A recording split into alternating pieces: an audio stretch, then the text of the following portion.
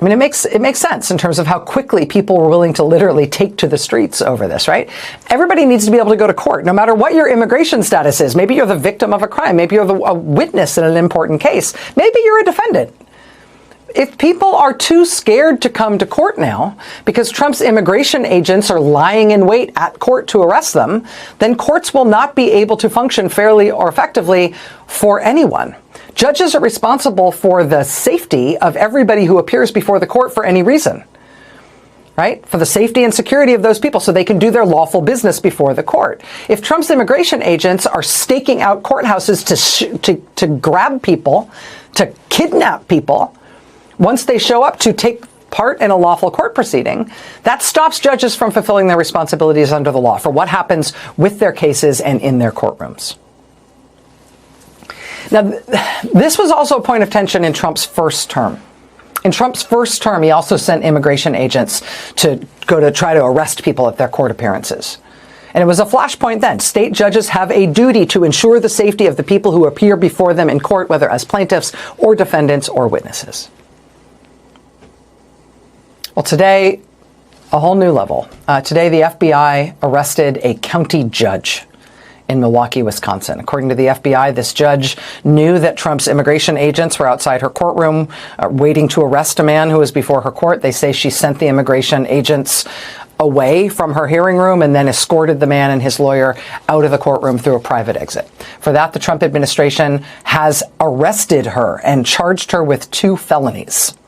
She herself arrested, brought before a federal court, and then released today on her own recognizance. Her attorney says that the judge intends to defend herself vigorously. He says she looks forward to being exonerated.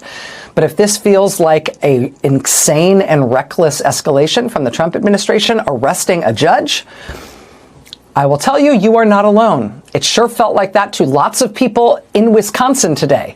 People who showed up outside the federal courthouse in Milwaukee after the judge was arrested. More than 100 people out there. Donald Trump's administration can be defined by a couple of swords, mainly corruption, criminality, and cruelty. And it is those last 2 that have really stood out lately with Donald Trump's illegal and immoral mass deportation plan. Of course, with Kilar Abrego Garcia, a lawful permanent resident who was deported to a torture prison in El Salvador. That is the point, though. Donald Trump wants to be cruel. Donald Trump wants to intimidate.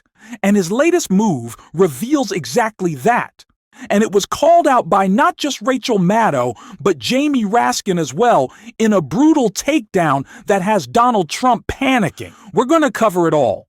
But before we do, if I could quickly ask you to leave a like on this video, and if you haven't already and you enjoy our channel, to hit that subscribe button. It goes a long way, and it really does mean a lot to me. Now, Rachel Maddow and Jamie Raskin called out a lot of Donald Trump's crimes, but the one that I want to start with before we get into this clip will maybe be the most disturbing you see. Judge says 2-year-old citizen appears to have been deported with no meaningful process.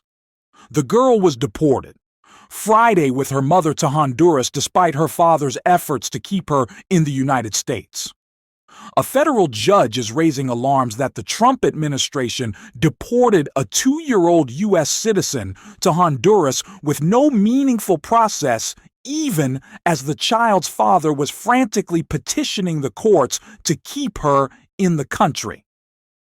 U.S. District Judge Terry Doy, a Trump appointee, said the child, identified in court papers by the initials VML, appeared to have been released in Honduras earlier Friday, along with her Honduran-born mother and sister, who have been detained by immigration officials earlier this week. I mean, it makes sense in terms of how quickly people were willing to literally take to the streets over this, right? Everybody needs to be able to go to court, no matter what your immigration status is. Maybe you're the victim of a crime. Maybe you're a witness in an important case. Maybe you're a defendant. If people are too scared to come to court now because Trump's immigration agents are lying in wait at court to arrest them, then courts will not be able to function fairly or effectively for anyone.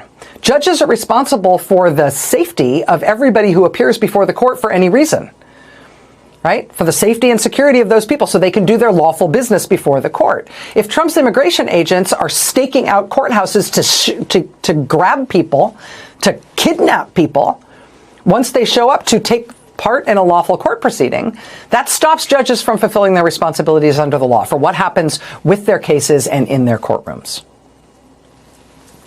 Now, this was also a point of tension in Trump's first term. In Trump's first term, he also sent immigration agents to go to try to arrest people at their court appearances. This was Maryland Congressman Jamie Raskin today. He said, every American should be deeply troubled by this massive escalation. This is an unmistakable descent further into authoritarian chaos. Joining us now is Congressman Raskin of Maryland. He's the top Democrat on the Judiciary Committee. Sir, thank you so much for being here. I know it's a really busy time. Delighted to be with you, Rachel.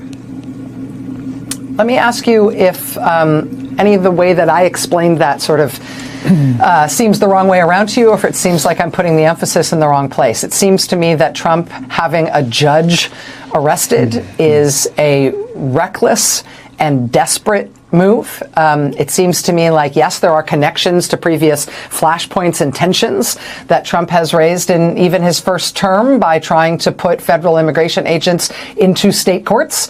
But to me, this mostly just seems crazy. Well, I regard it very much within the prism of what we've been dealing with over the last month, which is an intense assault on judicial independence. They have been disobeying federal court orders systematically. They have incurred criminal contempt findings in the courtroom of Judge Boasberg, a conservative Republican judge. They have been demanding the impeachment of judges who rule against the lawlessness of the Trump administration. There are now more than 90 preliminary injunctions and temporary restraining orders against the chaos that's been unleashed on the country by the Trump administration. And now they're arresting judges. And the first felony criminal charge brought against... It is clear that the intention behind everything happening in this administration relating to Donald Trump's illegal mass deportation plan is around intimidation. That is their goal. We saw and reported on in the first couple weeks of Donald Trump's administration that the mass deportation plan, in terms of raw numbers, was not going the way that they wanted it to. It was failing. And so Donald Trump and Stephen Miller and Tom Hachman decided, if we can't do it on the numbers, we're going to make these gross, disgusting spectacles, because they are gross, disgusting people. And that has really been what this is all about. Donald Trump wanted to do that, not only because he thought it would be beneficial to him, but because he thought that, and it has been the case, Democrats would not speak out if he was breaking the law on issues around immigration. And to some extent, that's been the case. We've seen anonymous Democrats say that this is a distraction and we should move on.